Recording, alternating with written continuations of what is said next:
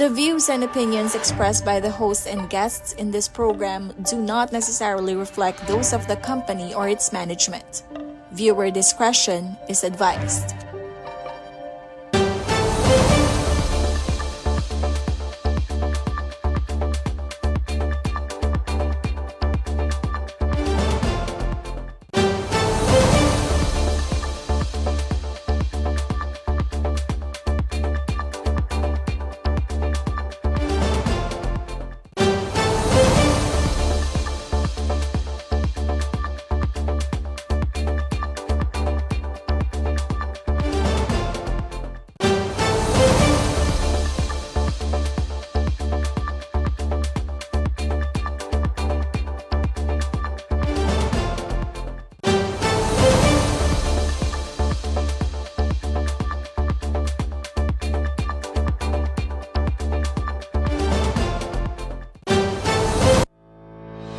Dahil mahalaga ang iyong boto, kaantabay mo ang RW 95.1 FM, CLTV 36 at Commission on Elections sa pagkilala sa mga nagnanais magsilbi sa ating bayan. Abangan at tutukan ang paglalahad. Lunes, Martes, Huwebes at Biyernes, alas 4 hanggang alas 5 ng hapon. Mapapakinggan sa RW 95.1 FM at sa bayang mapapanood live sa CLTV 36. Masusubaybayan din sa Facebook page ng Sunstar Pampanga, CLTV 36 at RW 95.1 FM. Ang paglalahad 2025.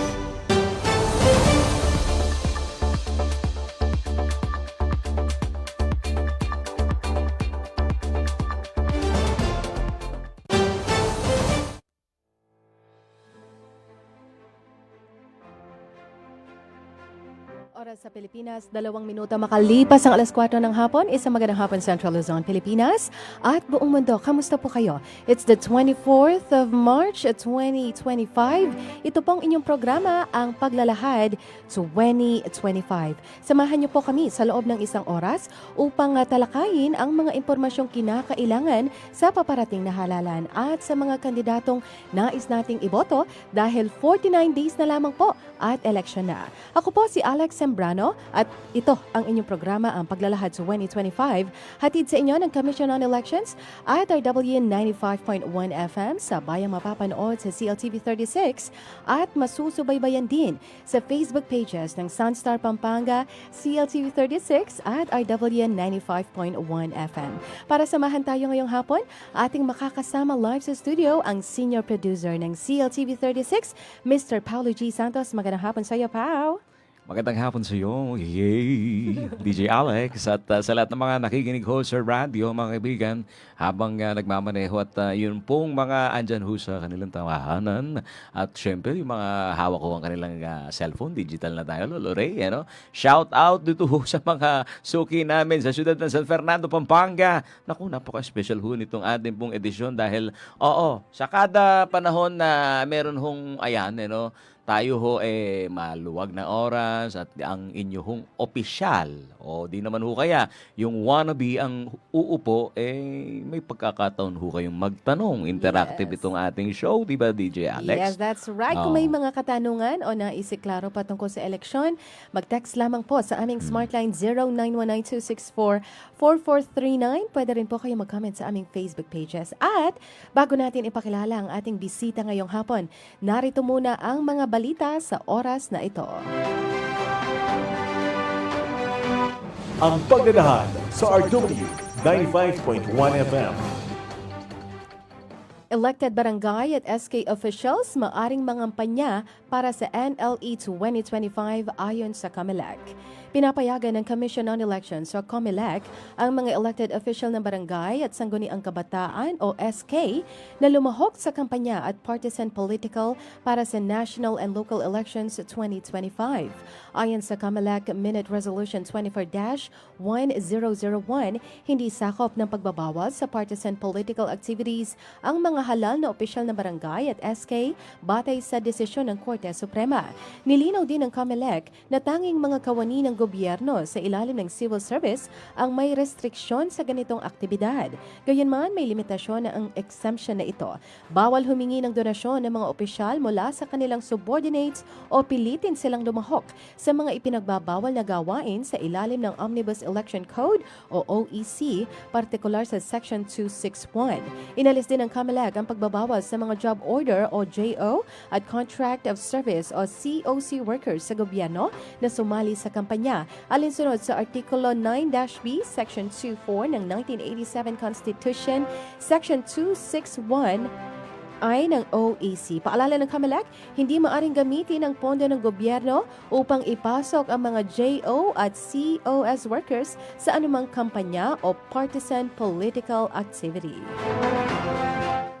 Sa ibang mga balita, mga kaibigan, kayo pong mga nakasubaybay sa RW, opo, gaano ba kahanda itong COMELEC? Gina ba tayo? Ilang porsyento yan? Sabi nitong ating mga netizen, nasa 90% hanggang 95%, Lolo Ray, na ang kahandaan daw ho nitong Commission on Election para ho sa nalalapit na 2025 national and local election. Yan ho sa dating ho na May 12. Ayon ho kay Chairperson George Erwin Garcia sa report ng Philippine News Agency o PNA. Paulo G, ano bang mga proseso yan? Sabi nitong ating ayan, nakikinig ho sa kanila hong habang nagtatrabaho sa kanilang workplace. Ay, nakakasama natin yan, DJ Alex ha. Ayon ho sa opisyal, mga kaibigan, ito ho, makinig ho kayo.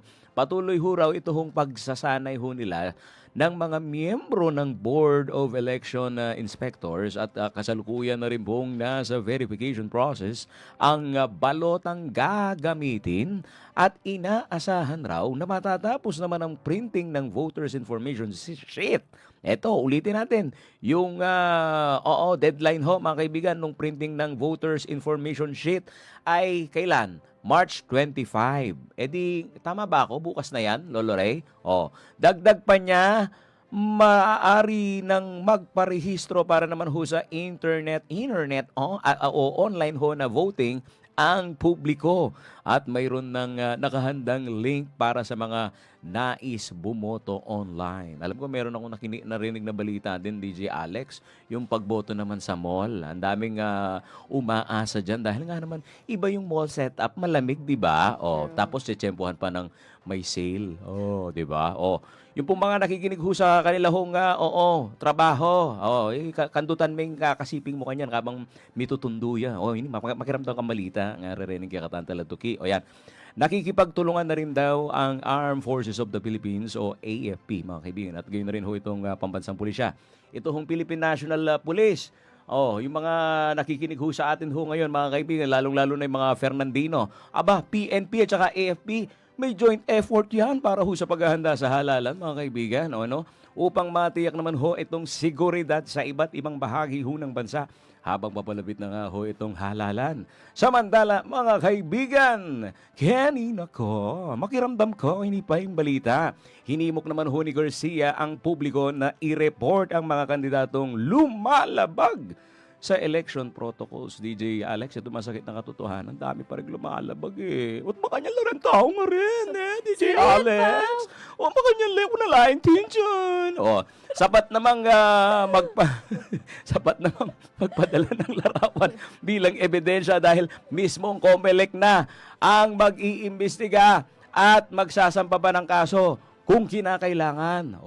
Nagpaalala rin ho ang opisyal sa mga kandidato na maging maingat laban ho sa paninira. Ayan na, malapit na ang kampanya ng lokal. Ulitin natin, itong salitang ito, big word, sabi ng Gen Z, paninira ng kanilang mga kalaban. Sakaling may banta ng paninira o paglabag, maaari silang diretsong sumbong kay bonggam. Saan? Sa COMELEC, mga kaibigan.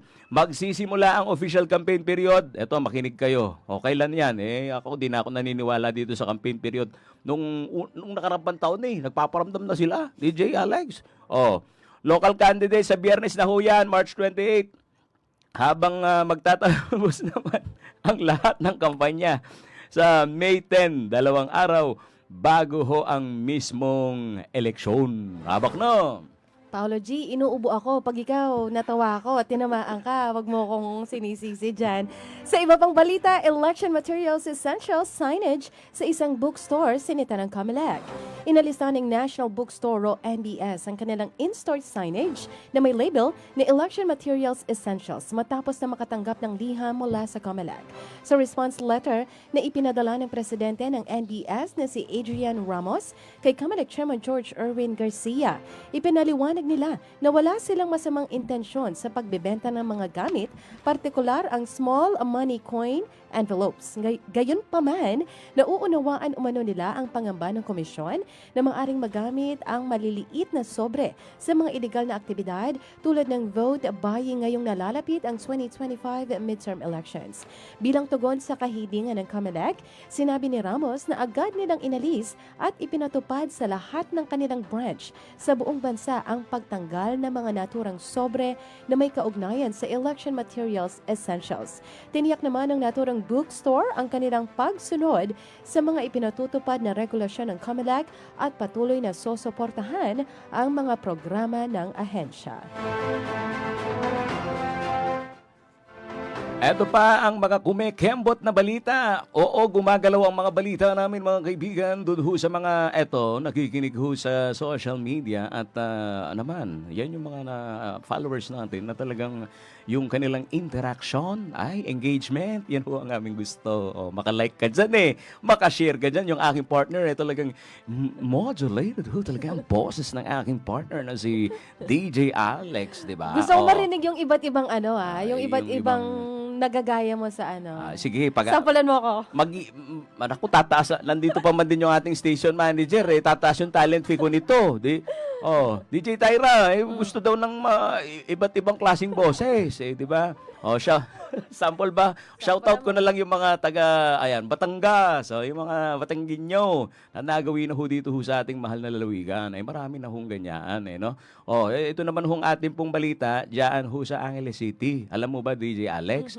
Aman, ang una daw, si dating Senator Kiko Pangilinan sa listahan ng mga senador na pasok doon ho sa Magic 12. Saan yan? Sabi nitong ating mga netizen. At nangyari ho yung mock senatorial elections, mga kaibigan, dyan ho naman sa Holy Angel University na isinagawa nito lang hong nakalipas na March 3 hanggang March 13, 2025. Nakapagtala ho ng 464 votes o kabuuan ho na 86.67% ng kabuuang boto si Pangilinan. Mr. Pagkain, yun natang tatak sa kanya di ba, Lolo Ray? Pumapangalawa ho si Bam Aquino na may 454 na boto, habang nasa ikatlong pwesto naman ho si Heidi Mendoza.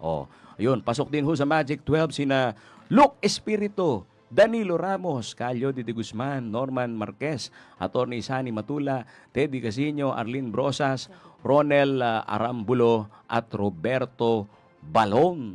Ayan, samantala mga kaibigan, anak bayan naman ho ang napiling party list group ng mga botante. Nakakuha ho ito ng 293 votes o lagpas ho sa kalahati ng kabuuang boto. Bumoto ho ang mga ilan ba bumoto dyan, Paulo G? 548 registered student voters sa universidad ho yan, mga kaibigan. An online survey ho ito Ayon ho sa Howe University Student Council, isinagawa nila ang mock election upang alamin ang pulso ng mga Angelite para ho sa paparating na midterm election at binigyang diin nila ang kahalagahan ho ng pagkakaroon ng matalino at makabuluhang boto. Abak na! At yan po ang mga balita sa oras na ito. Abangan ang iba pang balita mamaya sa CLTV 36 News. Sa ating pagbabalik, ating makakasama ang kasalukuyang Vice Mayor ng City of San Fernando, Pampanga, Honorable Benedict Jasper BJ Tiger Lagman, na naghahangad muling pagsilbihan ang mga Fernandino sa darating na eleksyon. Ano nga ba ang bago sa kanyang plataforma? Ano pa ang kanyang nais na isulong para sa ikabubuti ng syudad? Alamin natin lahat ng yan sa pagbabalik ng inyong programa, ang Paglalahad 2025, Boto Mo, Kinabukasan Mo. Philippine Standard Time, 15 minutes past 4 o'clock. Kalaguin ng Ang DJ Alex. pagdadahan.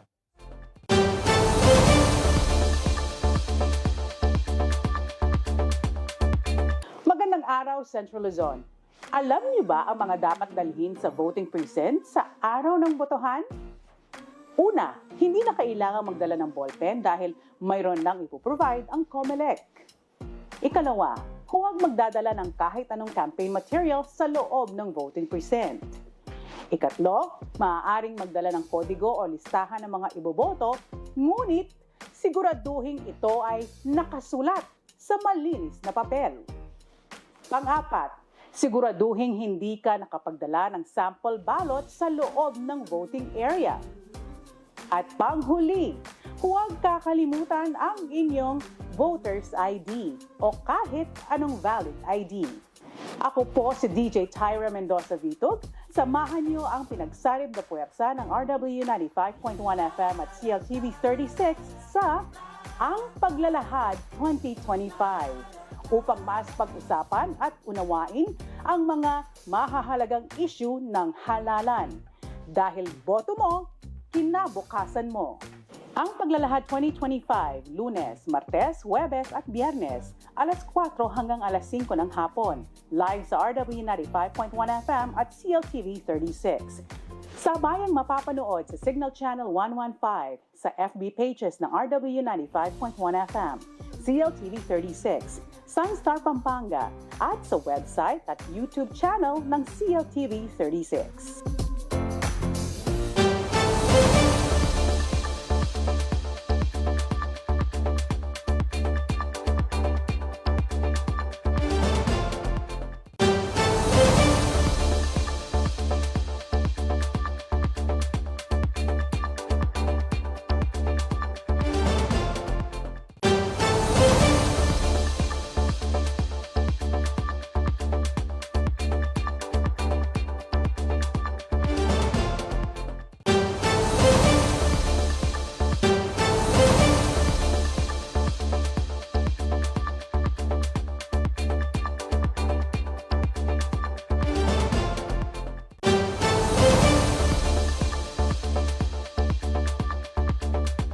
Ang Paglalahad sa RW 95.1 FM.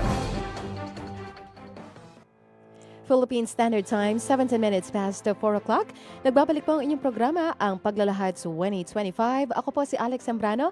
Kasama ko pa rin dito sa studio si Paulo G. Santos ng CLTV 36 News. Yan, takal salamat. Karetang kakatamon tala tugiya. Ito, sineshare pa itong ating pong live streaming mga kaibigan. At sa pagkakataon hong ito, nabanggit na rin ng aking partner kung sino ho ang ating pong guest ngayong araw. Opo, mga kaibigan, sariwang-sariwa. Hindi mo man nakalain na ito ho sumusubsub dyan ho sa napakatinding sikat ng araw dahil ho. Makinis pa rin eh. Makinis pa rin. Mamula-mula yung kotis Ano kaya ang sikreto nito? Bakit glow na glow yung skin, DJ Alex? Ampaya. Yay! Yada rin kabataan, no? Pagka nakikita siya, ganun eh. Yay! Nanuwaring makain, minsan di ako makakasakay eh. Minsan di ako nakakasakay. Ano bang isabihin nun? Bini. Bini. Oo. Justin Bieber kasi yung panahon ko eh. Ikaw ba, panahon mo, Vice? Ayun, yung hang loose. No? Pero it's we use it as legislative sign sa office din. Okay. Ang panauhin natin ngayong hapon ay isang dedikadong lingkod bayan mula sa siyudad ng San Fernando, Pampanga. Siya'y kilala sa kanyang aktibong papel sa lokal na pamamahala, dedikasyon sa paglilingkod at pagsusulong ng mga makabuluhang programa para sa kanyang nasasakupan. Mula sa pagiging konsehal hanggang sa pagiging pangalawang punong lungsod, patuloy niyang ipinapakita ang kanyang malasakit at husay sa pamamahala. Ang ating kagalang-galang na Vice Alcalde, Vice Mayor BJ Tiger Lagman. Magandang hapon po sa inyo, Vice. Magandang hapon, DJ Alex and Sir Paulo G. At sa ating mga viewers and listeners, magandang araw po. Vice, ako po kapag naririnig ko yung Lagman, meron akong connotation na stricto eh. Maybe because then sa father po ninyo, your father used to be in politics din po. Tama po ba? Opo, the late Tatang Tiger, yung father ho namin, matagal-tagal din ho, no? I think he started his public service in 1980s as the vice mayor din, no, for 4 terms. I think it's not the Lagman na strict, but it's the Tiger siguro. Yes. Kaya yun ho yung na ano tawag doon, yung nare-recall, no? But it's not really strict tiger or matapang na tiger. Yung tiger na very compassionate and the tiger that is very approachable. No? So, ganun ho yung I'm up to date, no? Hindi pa rin nababalidate kung saan nanggaling yung palayaw na tiger, Yes, yes. Tatang Tiger. Kasi yung mga friends niya ng high school, nakausap ko na college, co-workers, no? Ang alam nila during the time that they're together, tiger na. Tiger. So, hindi ko Maybe alam it's in kung... the eyes. Parang gano'n. Kasi parang gano'n. naalala ko ng bata ko, pag makikita ko yung mga posters niya, it's in the eyes. And I think may kamata niyo po siya. Oh, thank you. Yung ano. Actually, it's the eye of the tiger. Yeah, pwede, di ba? Eye of the tiger. Yeah. Pero yung mga lagman po ba, legit na Kapampangan? Yes, our roots came from Guagua, no? But we have relatives from Macabebe, Masantol, sa mga tabi ng Tubigan, no? And meron ho sa Mexico. And we also have relatives in Tarlac. But you were born? San Fernando. San Fernando po talaga. San Fernando. Na-mention na natin kanina, ayun nga yung feeling natin is strict. Pero sa totoo, stricto po ba bilang ama si Tiger Lagman? Well, ako ho kasi lumaki bunso, ano? Hindi ko ho masabing Bibida la rin bunso, hada. Oo. Minsan sa bunso ka, ay iyangan Spoiled. Nakita ko nga lang ho. Pinagbibigyan. Nakita ko nga lang yung mga pictures nung bata ako, no? Ako palaging bit-bit sa not political sorties but functions niya as vice mayor in 1983 or 84. May mga ako ho yung bata na palaging nandun sa side niya na hawak-hawak niya, tangan-tangan niya, doing inspections, doing visitations, no, sa market, and even giant lantern. So bata pa pala ako Exposed ka na talaga. And fiestas minsan yung mga okasyon ng fiesta. So ako yun nung bata na yun. And nakakatuwa kasi yung katandem niya that time is the former Mayor Baby Sanchez, Virgilio Sanchez. Meron din siyang anak na palagi niyang sinasama. So parang kami Magkalaro kayo. Kababata mo na eh. Kababata ko din. Okay. oo. Ilan po kayo magkakapatid, Vice? 6 kami. Six. And kayo ang bunso. bunso. Ilan po ang lalaki? 4 boys, 4 boys. and 2 girls. Okay. But nakwento po ninyo, Vice, na madalas kayong kasama ni Airpods. Did you like it? Or ano po, yung tipong sa naaalala ninyo?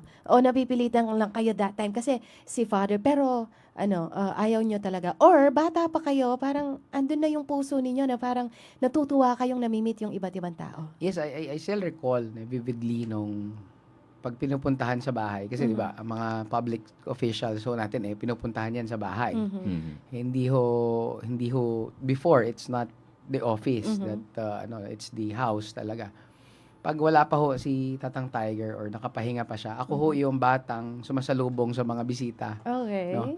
At nakikipag-usap ako na growing up Tagalog ho ako. Hindi ako marunong magkapampangan. Kinakausap ako ng Kapampangan but hindi kami nakakapag-usap pero I can relate to them, no? While waiting or ako muna nag-accommodate. Minsan simpleng nandun lang ako. No, wala man akong ino-offer na tubig man or wala kasi sobrang bata ko pa. But turning on the electric fan alone, no, Yes. mga ganung bagay. Hospitality, Parang naging nature ko 'yon. And meron ako naka-batch, may kaklase ako na anak din ng isang public official that time. But we have a different appreciation doon sa bagay. Siya, pag pumupunta sa bahay yung mga tao sa kanila, parang nai-invade daw yung privacy ng family, ng bahay. I see. But it's the other way around because sa amin naman, yung gate namin never closes. Okay. Even at night, no? So kahit hindi pupunta yung tao, people, kasi doon kami sa kanto nung barangay namin. So parang everybody Is passes welcome. through doon. So pwedeng uupo lang doon, dahil mag-aantay lang ng oras, ganun. Kasi we have a lot of benches doon sa labas. So, tumatambay-tambay sila doon. Tapos may playground ho doon sa Okay. namin. Kaya yung mga bata na naglalaro din, nakakalaro ko rin, no? Again, sila Kapampangan, ako Tagalog. Hindi kami magkaintindihan. Pero we're playing. No? Yes. So, ganun ho, yung childhood ko with Tatang Tiger. Tapos minsan, seminars siya out of town, sinasama rin ako. So, I enjoy it during my childhood. Okay. Idol, eto, yung mga nakikinig ho sa atin, nakikisama sa kwento ko. Ato takikin din nung itang kwento mo ng Malatikat sa pool, mga kaibigan. Sa kanyang pagkabata, nakita ho niyang politiko na ang kanyang tatay. Eto. Ang tanong naman, dahil ito, laman din ng survey ho ngayon, yung reaksyon ng ating mga kababayan pagka-politika, lalong-lalo na yung mga Gen Z, millennials, may mga bengatibo di ba? Na reaksyon na pagka-politika ang pinag-uusapan, madaming gustong pumasok sa politika dahil gusto lang ng kapangyarihan, pera, kurakot, di ba? At ito, katotohanan din mga kaibigan, sa pelikula, di ba? Kita ninyo yung Lolo Ray, ikaw, di ba? Pagka nanonood ka ng film, pagka politiko, kurakot, miyembro ng sindikato. Ikaw, nakita mo yung politika ng tatay mo at hanggang ngayon nakikita mo kung ano yung mukha ng politika natin. Ano ba yung naging malaking challenge? Bakit ganun yung imahe na lang ng mga politiko? Well, siguro, Tingin mo? hindi lang yan, ano bang tawag, pagka na-brand yan sa politika, sa movies na gano'n, pag politics. But it happens kasi. Hindi natin masisi ang mga kabataan, ang mga tao, no? Dahil, siguro, it's a challenge, not just to the Philippines, but globally, no, internationally. Ang politics kasi talaga has parang may two sides or two face talaga, no. Tayo ho kasi ang orientation is more on relationship sa mga tao, no. Yung parang secondary lang yung opisina, no. Ang kasing treatment ng late father namin sa public office is not the position, but it's the office, no. It's a government office that you will be having during the term. Kaya nga ho, alala ko pa rin pag I think when we total the participation of our late father, parang 8 elections, 4 na nanalong vice mayor and 3 na mayor na hindi pinalad at isang congress na hindi pinalad. So total 4 and 4 win, 4 loss. Syempre, pag nanalo, masaya ang family. Masaya rin for our dad. Pero pag natatalo, malungkot kami. But immediately during the canvassing, pag nakita niya officially, titingnan lang niya, he will just revisit or check the results. And then, sabihin niya, natalo tayo. Talo tayo, sabi niya. Pero, hindi naman yung posisyon ang hinahangad natin. But it's the office. Para pag sa ganon, pag may lumapit sa atin at nagpatulong, meron tayong opisinang pang-gobyerno na pwedeng mas pantulong. No? But in the case na ngayon wala tayong opisina na pang-gobyerno, may lumapit, makakatulong pa rin naman tayo but within our own capacity. So, ganun ho yun. Kaya, ang pananaw ni Tatang Tiger, hindi personal yan at lalong hindi hanap buhay po. No? Kaya po, ang father namin isa sa mga politikong walang nakaaway sa larangan ng politika. No? Kasi, hindi ko ho sinasabing hindi lang niya pinapansin, but sincero ho siya na ang paglahok sa politika hindi personal. And we do not really overspend in campaigning. Kagaya po lang nasabi ko, mas madami yung sa percentage, mas marami yung relasyon, yung pakikisama, yung oras, kaysa sa bagay na anuman pang politika. And would you say na na-impluwensyahan po kayo ng father ninyo na pumasok sa politics? Actually, hindi direct na kinausap. Hindi ganon. Parang, I was there growing up, observing when we run for the Sangguniang Kabataan. Hindi alam ni Tatang Tiger that I was running because, and even the family, kasi ang nagpahabol sa akin, yung incumbent SK na nakaibigan ko, nakagrupo ko sa barangay, and they groomed me to become the next SK. Noong una, I was too young, no? Like 16 years old. 15 years old when I went to the barangay, or 14 siguro, no? Nakibarkada ako. Pero sila na nag-groom sa akin Siguro sila yung mga kaibigan ko na SK na yon. Sila ang nag-introduce sa akin ng ESQ, hindi pa emperador noong mga araw. Yung mga Hinebra na at that young. No? So, yung pakikisama sa pakikihalubilo. And doon ako natuto magkapampangan Okay. during those period. Kasi, nakakatawa, pagkausap ko ang family, Tagalog. Pagkausap ko sila Kapampangan. Kapampangan. That's okay kasi friends sila, no?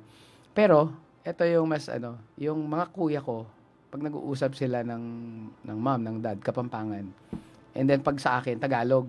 So, ang conversation namin, isa lang pinag-usapan namin, pero Tagalog, Iba-iba Kapampangan yung kami, oo. pagsasagot nila. So, yung dun sa influence, siguro, personally, I observe the good things, the good side of politics, no? Kaya, yung observation ng mga millennials na pag politika madumi, magulo, bakit mo papasukan, mga ganon. Hindi ko ho nakita kay Tatang Tiger yon. Kaya siguro, on my own will, sa amin naman po magkakapatid, ako lang naman, among the 6, no? Pero, siguro kung hindi na aksidente yung isang prior, yung kasunod ko, he passed away a little early, mga 19 years old, no? He had a car accident. Siguro ho, siya mas mabarkada pa sa akin yun yung kuya ko, si Kuya Pao. So, yan. Yeah. Dahil itong titulo ng ating programa ay Paglalahad, ano yung matamis at mapait sa iyong journey sa politika?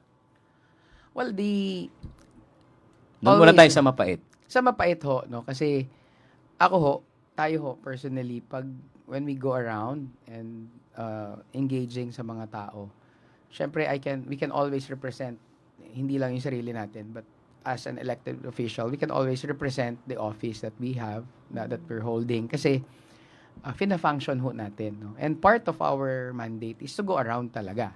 No? So, siguro yung mapait, hindi ganun kapait, na we cannot really please everyone. Pero, kaya mong harapin at paliwanagan, no, na maging parte pa rin ng ating trabaho.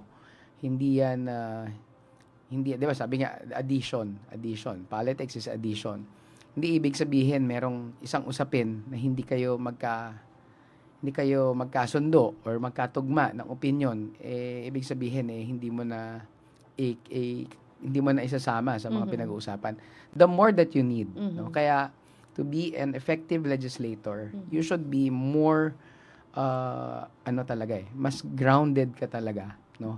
To come up with one effective policy also, no? So, siguro oras. Oras talaga. Time. Sa mapait na nakita ko. Kasi you have to divide it sa lahat, no? Oras sa na pamilya. napagkakait sa pamilya mo. Yun. Sa personal mo. That's- So, yun yung mapait Yes. na nakikita mo. At yung kritiko na hindi mo naman ginagawa, pero inaakusahan ka. May mga ganyan na pagkakataon. I think that is part of our Yes, job. No? yes. Pero for as long as you know what you're doing and yung ginawa mo at hindi mo ginawa, you should not be that much affected of it. Ano Diba? naman yung matamis? Matamis naman kasi ang trabahong ito sabihin na ho natin na ito ang isa sa mga pinaka fulfilling na trabaho pero hindi masyadong appreciated. Okay. Kaya pag may isa lang among the marami ang nagsabi ng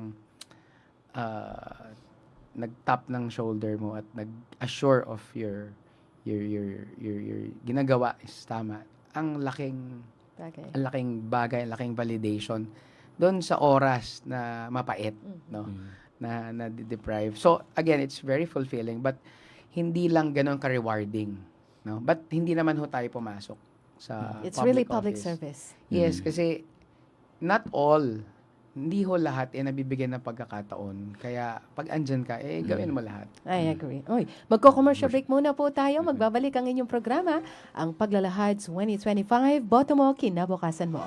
Philippine Standard Time, 34 minutes past 4 o'clock. Ang Paglalahad sa RW 95.1 FM. Energy. Mahalaga ang bawat boto sa halalan. Pero paano natitiyak na secure at protektado ang ating boto? Halina't ating alamin ang mga security features ng Automated Counting Machine o ACM. Umpisahan natin sa balota. Ballot security. Ang bawat balota ay dinisenyo na may natatanging QR code at security marks para ang balota na tatanggapin ng makina ay iyon lamang para sa presinto na iyon. Access control. Tanging ang itinalagang electoral board ang otorisado at maaaring magpatakbo ng ACM gamit ang kanilang user-specific passwords at smart card security keys. Voter Verified Paper Audit Trail o VVPAT. Ito ay ang pisikal na resibo kung saan pwedeng iberipika ng mga botante kung tama ang nai-record na boto ng makina. Digital Signatures. Ang bawat makina ay may digital signatures para magsilbing patunay na totoo ang election results. Data Encryption. Sinisiguro nito na ang lahat ng tinatransmit o pinapadalang data kasama ang election results ay encrypted para mapigilan ang unauthorized access o tampering. Secure Transmission of Results. Ang resulta ng halalan ay ipapadala ng sabay-sabay sa 7 data servers sa pamamagitan ng secure at redundant communication channels. System Logs and Audit Trails. Ang ACM ay mayroong detalyadong talaan ng lahat ng aksyon na maaaring suriin upang makita ang mga naging aktibidad ng makina. Nagsagawa din ng Local Source Code Review kung saan sinuri ng mga local stakeholders, kabilang na ang mga accredited political parties, IT experts at mga civil society organizations ang source code ng automated election system upang matiyak na ang software ng sistema ay sumusunod sa mga legal, technical at security standards at walang mga kahinaan o malicious code. Bilang pagsunod sa batas, sumailalim din sa International Certification Entity o ICE review upang matiyak na ang software at hardware ng AES ay sumusunod sa international standards para sa accuracy, security at reliability. Sa makabagong halalan para sa makabagong Pilipino, sisiguraduhin ng COMELEC na ligtas, secure at protektado ang bawat boto. Maraming salamat po. Para sa karagdagang impormasyon, sundan ng mga official social media account. 1FM. Philippine Standard Time, 37 minutes after 4 o'clock kayo nakatutok pa rin sa ating programa, ang Paglalahad 2025. Ito po si Alex Sembrano, kasama pa rin dito sa studio, Paulo G. Santos ng CLTV 36, at ang ating panauhin po, Vice Mayor BJ Tiger Lagman. Okay, this time pag-uusapan naman natin, nakilala na natin si Vice, yung kabataan niya, paano siya napasok sa politika. This time, let's talk about your plans, okay? Sa muli po ninyong pagkaluklok. Ina-assume na natin na maluluklok yan. Okay, so pag-usapan po natin, ano po yung mga programa na bibigyan ninyong pansin kapag kayo po ay muling nailuklok na vice-alkalde ng siyudad ng San Fernando? Thank you, DJ Alex, Sir Paulo. Kasi mabilis talaga ang panahon. No? On our first term as the City Vice Mayor po ng City of San Fernando, although we are part of the Sanggunian as councilor, member ho tayo during the past years, also for 9 years, ang naging ibang trabaho ngayon, before we used to chair committees.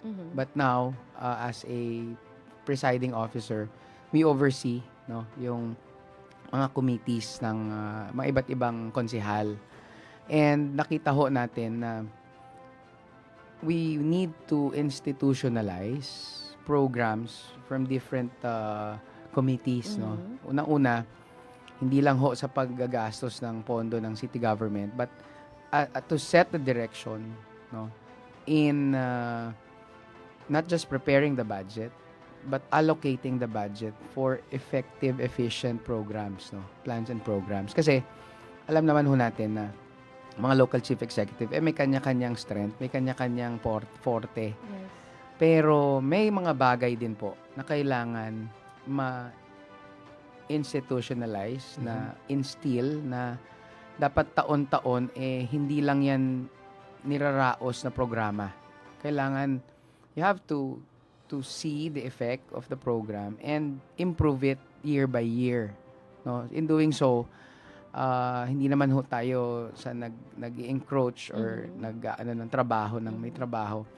Kailangan lagyan kung ang national government po merong mga or ang sa budgeting may mga statutory requirements, a certain percentage like 5% calamity funds and a certain 20% development fund sa total funding.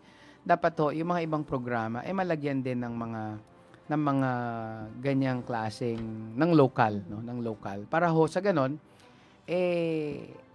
mabalanse, no? Mabalanse yung governance in terms of social governance, or kung may political aspect man yan, somehow are balanced and regulated. And you see to it that these programs are not a clear example, like scholarship grants. Yes. No? Meron ho, libre ho ang City College natin. Libre din po ang ating DABSU.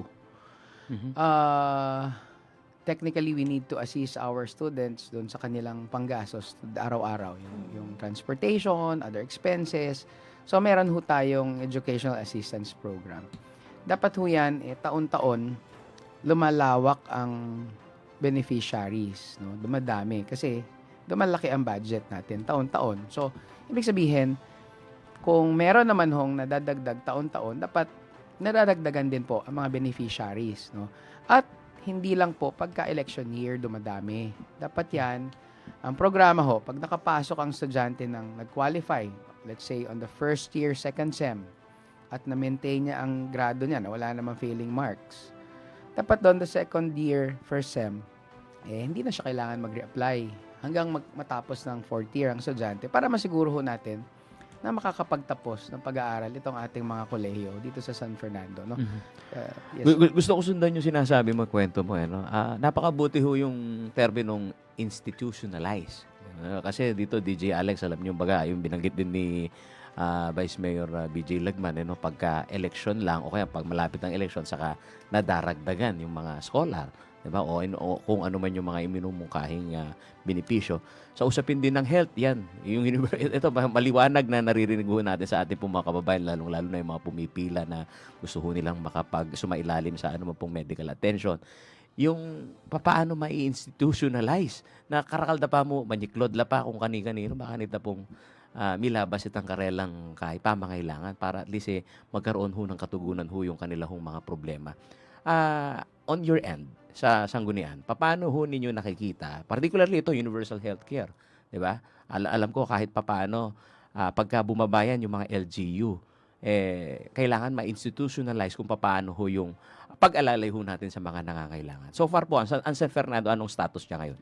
Well, ang nakikita ho natin importante, syempre number one, currently we are addressing the concern on the immediate, on the onset of the concern. But primarily, we want a preventive healthcare from the yung preventive, 'di ba? Alam naman ho natin 'yon na mas cost effective if we prevent it early on. But ngayon po, one good example about institutionalizing programs specifically for health. Hindi ko naman ho sinasabing di kahon dapat. But syempre depende sa illness, You have to assist, to aid the specific patient doon sa kanyang karamdaman. At hindi dahil doon sa kakilala mo o hindi mo kakilala. So, doon papasok na not just criteria, but may bracket, na kung dialysis patient, kung cancer patient, kung to what extent ang pwedeng itulong ng local government. Kung dialysis po, libre rin po ang dialysis, pero may gastos yan buwan-buwan. Most of them 2 times, 3 times a week. Going back and forth to the dialysis center cost them also, ng family. And burden ho yan. Kaya kailangan ho, hindi ka lang minsan nagbibigay sa mga ibang pasyente, yung mga regular patients. At lalo, you have to establish and identify yung bilang so that in budget preparation, you can really somehow accurately give budget. Hindi yan yung parang, may savings, pwede. O magtipid, kasi gano'n. Walang savings, wala. Diba? Buhay po ng tao, pinag-uusapan. Hindi ho pwedeng tsambahan kung merong nakatipid sa kuryente, bumaba ang rate ng kuryente, nagka-savings. Tumaas ang gasolina, wala tayong savings. So I think, part of institutionalizing programs is setting aside priorities for those equally important programs ng city government. Again, pero hindi po tayo. Anong estado na nung binabanggit mong issue pa ba yun? Ngayon? Oo, issue pa ba yung hindi ma-institutionalize yung mga programa natin? Hindi, opo, may kasi problematic ba? O you know why, o practicality. nandun na tayo sa implementasyon? Kasi po, nagiging discretionary kasi Mhm. sa local chief executive. Alam ho natin yan. Ako nga po, I am not in favor of iipunin tapos isang payout. Hindi ako fan nun. I never attended any of the payout of the IX of the city. Why?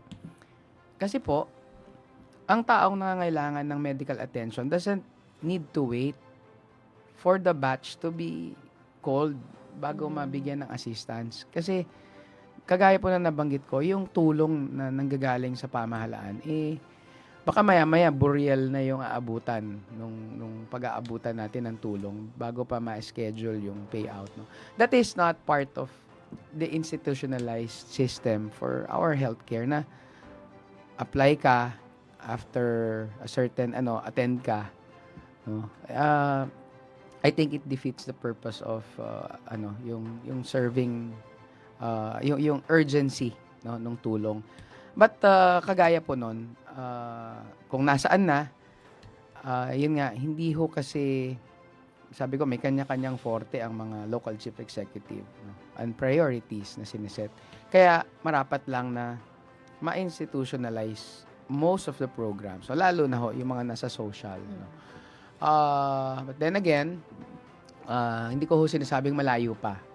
Pero patungo ho tayo doon. No? Siguro, part of legislation, kasi ngayon ko nakita na oversee lahat kung ano ho yung si chairman on health, si chairman on education, si chairman on infrastructure, on environment, no? Dati kasi focus lang ako dun sa akin. Ngayon ko nakikita na lahat pala sila merong pangangailangan doon sa pag-institutionalize sa mga programs ng taon-taon. To include also the department in charge.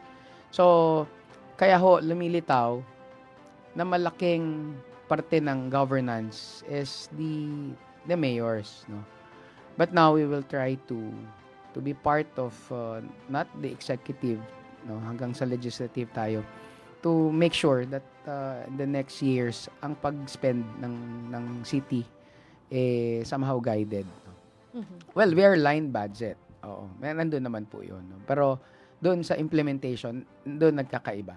No, iba-iba, like seniors distribution, may kanya-kanyang style. Dapat ho yan medyo may guidelines talaga. Okay, bago tayo mag-commercial break, isang katanungan pa po, Vice. Ano po sa tingin ninyo ang mga dapat baguhin o idagdag sa kasalukuyang administrasyon ng San Fernando? We are part of the administration. Yes, sir. No? We are not criticizing it. We are, since ito nga, nabanggit ko nga po, we are part of the admin. Pero, Kung may programa. kung sa babaguhin, marami pong Marami pa. kailangan. Not really baguhin, but i-improve. Yes. No? I-improve. Kasi, most of the programs inabutan na ng ating local chief executive. And even before the previous administration, lumalaki ho yung programa kasi lumalaki ang budget. But ako ho, ang kailangan dagdagan, ayusin, o i-improve, i-maintain, i-sustain is simpleng proseso. No? Simpleng proseso, sistema. I-simplify. Yung, like for the seniors, nakakaawa ho yung mga seniors na at their age, sa init ng panahon, and for consideration, they don't need to line up, hindi nila kailangan maghabol doon sa kanilang mga benepisyo, how big, how small. At the same time, for transparency purposes, dapat yan ho, eksakto ang bilang at walang nalalampasan, walang napipili. Everybody, para pareho, no? Yun ho, isang gesture, no, na kung paano natin pinagmamalasakitan ang ating mga magulang, no, sa ating lungsod. Kaya nga ho ako nalulungkot pag nakakarinig ako ng kwento, hindi na umabot na abuso pa. No? Kaya binibilinan po namin ang mga seniors natin na wag ho sila magpipirma ahead of the program. No? Kasi minsan pinapipirma sila kaagad para daw po mabilis ang distribution, pagkatapos hindi na ho nila natanggap no, yung kanilang benepisyo kasi yung araw na yon wala sila. No? But then again, sistema ang kailangan ayusin at improve pa ho. Okay, magko-commercial break muna po tayo. Magbabalik ang ating programa, ang Paglalahad 2025. Philippine Standard Time, 50 minutes past 4 o'clock. Ang Paglalahad sa RW 95.1 FM. Handa ka na bang bumoto sa 2025 national and local elections at BARM parliamentary elections? Sa May 12, 2025, boboto tayo para sa senador at party list at para sa mga lokal na opisyal. Ang mga kababayang botante natin sa Bangsamoro Autonomous Region of Muslim Mindanao o BARM ay boboto rin sa kauna-unahang BARM parliamentary elections. Ang regular na oras ng botohan ay mula alas 7 ng umaga hanggang alas 7 ng gabi. Para sa mga persons with disability, senior citizens, kasama ang kanilang assistors kung ang mga ito ay rehistradong botante din ng kaparehong polling place at gayon din ng mga buntis, maaari silang bumoto ng mas maaga. Sa pamamagitan ng early voting hours, pwede na silang bumoto simula alas 5 ng umaga. Para sa inyong gabay, ito ang 8 hakbang sa pagboto. Una, lumapit sa Electoral Board at sabihin ang inyong pangalan, precinct number at sequence number. Ikalawa, titingnan ng Electoral Board kung ang inyong pangalan ay nasa Election Day Computerized Voters List o EDCVL at titingnan din kung may marka ng indelible ink ang inyong kuko. Ikatlo, kung walang marka ng indelible ink, i-verify ng Electoral Board ang inyong pagkakakilanlan at papipirmahin ka sa EDCVL. Ikaapat, ipapakita sa iyo ng EB chairperson na maayos at malinis ang balota. Ilalagay niya ito sa ballot secrecy folder at ibibigay sa iyo kasama ang marking pen. Para sa mga botante sa BARM, 2 balota ang ibibigay. Isang balota para sa national at local elections at isa para sa BARM parliamentary elections. Ikalima, pumunta sa voting area at bumoto sa pamamagitan ng pag-fully shade ng oval bago ang pangalan ng kandidato na nais mong iboto. Tandaan, huwag mag-overvote. Ika-6, matapos mag-shade ay ipasok ang balota sa Automated Counting Machine o ACM. Hintayin na lumabas ang resibo at tingnan sa screen ang ballot image ng iyong balota. Ika-7, suriin ang inyong resibo at ihulog sa nakatakdang lagayan. Ibalik ang folder at marking pen. At ang huli, magpalagay ng indelible ink sa kuko ng kanang hintuturo. Lumabas na ng polling place pagkatapos bumoto. O diba, madali lang. Kaya bumoto na sa makabagong halalan para sa makabagong Pilipino. Isang paalala mula sa Commission on Elections. Para sa karagdagang impormasyon, bisitahin ng mga official social 95.1 FM. Philippine Standard Time, 52 minutes past 4 o'clock. Kayo'y nakatutok pa rin sa ating programa, ang Paglalahad 2025. Ako po si Alex Zambrano. Kasama pa rin natin dito sa studio, Paolo G. Santos ng CLTV 36 at ang ating bisita ngayong hapon, City Vice Mayor BJ Tiger Lagman. Okay. Pao, may isa ka pang question bago tayo tumungo sa for or against. Abak na balin. Sa mga nakikinig ho sa atin na Fernandino, baka sabihin naman nila, bakit nauna si Vice Mayor BJ Lagman? Paano naman si Brens? Bukas din ho, mga kaibigan, itong ating Very pong much programa welcome. para ho kay Councilor Brens, 'di ba? Para yung mga lokal na issue, ito ho yung mga confrontational na tanong, 'di ba?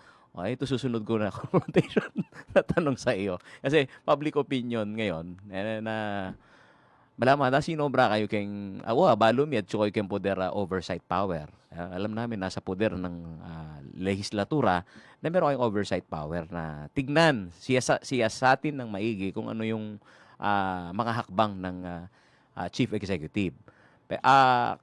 Papaano ninyo tinitignan itong mga issue sa local na inyong nire-raise up at naturalmente political season ngayon sa mga hakbang ninyo kaagad-agad sasabihin politika yan at yung progreso mapipigilan yung progreso ating makanitan po na ketang komprontasyon na sinobra ko ata kening kaya kayong pamagpigil ketang nung nanuman mo ni kala na ning makapwesto in chief executive tamo. Particularly Mayorville Makaluwag. Makanano may sagutan nita? Yung oversight function ng Sangguniang Panlungsod generally ito ho trabaho ng ating opisina to oversee and to ensure that accountability and transparency is in place apparently meron lang ho for the 2025 budget meron lang ho talagang tinrabaho naman yan ng Committee on Appropriations together with the councilors din. Hindi lang naman ho ang committee ang nag-approve or disallow The committee is parang the Committee on APRO represents the executive to the Sanggunian and vice versa. The committee also represents the Sanggunian to the executive. So ito ho matagal na rin po ako naging member ng City Council and I myself on the last term in 2019 naging committee chairperson on APRO. Nag-APRO po ako. So talagang you need to really explain all the details to sa mga kasamahan kung ano yung mga programang ipinresinta ng local chief executive through the departments. So in this case for the whole budget po, mayroon talagang hindi na approve for the reason that may mga hinihinging dokumento hindi ho yan pwedeng sabihin politika pero it's really the mandate and the function of the Sanggunian na alamin kung saan po ginagamit yung gagamitin kaya ho yan hindi na allow because until the last day of the approval inaantay pa rin po at hindi na ibigay yung mga dokumento pertaining to the list of the names, not just names yung magiging plantilla ng mga job order. So hindi ho yan I don't find it a big issue dahil it doesn't concern the general public but ang usapin ho dito pondo ng bayan Kaya kung naibigay lang po at na-justify naman na may mga pangangailangan na ganito karaming tao, wala hong problema doon. And same with other, for the IKES also. Tinatanong lang, yun nga, paano ba ang pagbibigay kung merong inabutan ng nawalan ng buhay, kung pareho ba ang pagbibigay or something. So mga ganun ho. I think it's not, hindi ho kalabisan ang ginawang trabaho ng mga konsehal doon sa pagbawas, kasi andyan ho ang pondo in fact pinangalagaan lang po ang pera ng syudad but hindi ho na deprive at tandaan po natin na ang nais ng City Council kung ano po ang para sa kapakanan ng mga tao doon tayo lalong hindi dapat magamit sa politika ang pondo ng city but hindi po naglabis ang oversight function ng 8 Sangguniang Panlungsod. Okay. At this time, dadako na po tayo sa ating for or against. Mabilisan lang ito, Vice. Pipili lamang po kayo. Are you ready? Yes. Gina Okay. G, sabi ni Vice. Shoutout muna si Dr. Larry Kunanan. Ayan, yun pong Larry Pitpit. Yung ating Hello mga to suki dyan you. sa Bulacan, yung mga naka-tune in ho sa amin, saan Bulacan. pong panig ng mundo. Ayan, Okay. malinaw Alright. na malinaw daw. Let's do this. Pag-veto ni Pangulong Ferdinand Marcos Jr. sa panukalang batas na nagdideklara sa Pampanga bilang culinary capital of the Philippines, are you for or against? Against. Okay. Pagsasara ng ilang pangunahing lansangan sa San Fernando tuwing linggo para sa pedestrians at bikers. 4 Four. kasi we need to explore. Pagbabawal ng jeepneys na higit 15 taon na upang mapalitan ng mas eco-friendly na sasakyan. Are you for or against? With reservations. Yung dapat serviceable. 4-day work week bilang solusyon sa traffic at work-life balance. Are you for or against? I think at this point against. Okay. And one more, pagpapahintulot ng same-sex marriage sa Pilipinas. Are you for or against? Against. Against. Fast talk, Vice, hiking o biking? Hiking. Kapampangan food o international cuisine? Kapampangan food. Pagpapatayo ng bagong government center o pag-upgrade ng kasalukuyang City Hall? Government center. And mass transportation expansion or road widening projects? Transportation. Mass Alright. transportation. Huling katanungan, Vice, bakit kayo po ang dapat iboto? Itutuloy po natin. Itutuloy po natin ang panunungkulan na merong pagmamalasakit sa bawat isa, panunungkulan po na merong dignidad sa bawat Fernandino, at panunungkulan po na may respeto sa bawat isa. No? So, simpleng pakikitungo, simpleng pakikipagtrabaho, pero nakikita ko na mas magiging effective tayong legislator if we have a certain relation, no, sa mga tao, no? At saka pag magaan ho magaan makausap ang mga tao at ang mga politiko natin, ang mga nanunungkulan, mas magiging proactive ang panunungkulan or governance sa ating lungsod. Alright. Siguro maisingit ko lang dahil ang inyong posisyon dyan sa legislatura. Sakali bang magkaroon ng pagkakataon na candidates forum at makakaharap yung mga katunggali, Gina G. Gina G. Okay. Thank you so much, Habang Vice. kita sa tapatang bayan. See you. At dyan na po, nagtatapos ang ating programa, ang Paglalahad 2025. Atin po nakapiling si City Vice Mayor BJ Tiger Lagman. Maraming salamat po sa inyong pagbisita, Vice. It's a pleasure to have you here. Yes, it's a pleasure too, no, having me here. Hanggang sa muli, Vice. At habang namin, may nagko-content ka na rin ba sa social media ngayon? Wala Kumakain ka tapos Wala bibigay pa ka ng trivia. Hindi, wala pa. Wala. Pero wala sa plano mo. Anong susunod na content mo? Tingin mo? Well, I think ano po, no. Partly it's about the city, no, at saka work related pa rin naman, no. We'll try. Kasi magko-collab kami ni DJ Alex. Baka gusto mo. O siya na, overtime na tayo. Paulo G, maraming salamat po. Ito po ang inyong lingkod na si Alex Sembrano. Ang inyong likod, Paulo G. Maraming salamat po sa inyong pakikinig. Abangan muli ang ating programa bukas, March 25, alas 4 hanggang alas 5 ng hapon dito sa RW 95.1 FM na sa bayang napapanood live sa CLTV 36 at masusubaybayan din sa Facebook page ng Sunstar Pampanga, CLTV 36 at RW 95.1 FM. Ito po ang Paglalahad 2025. Ang mga puro-puro na inyong napakinggan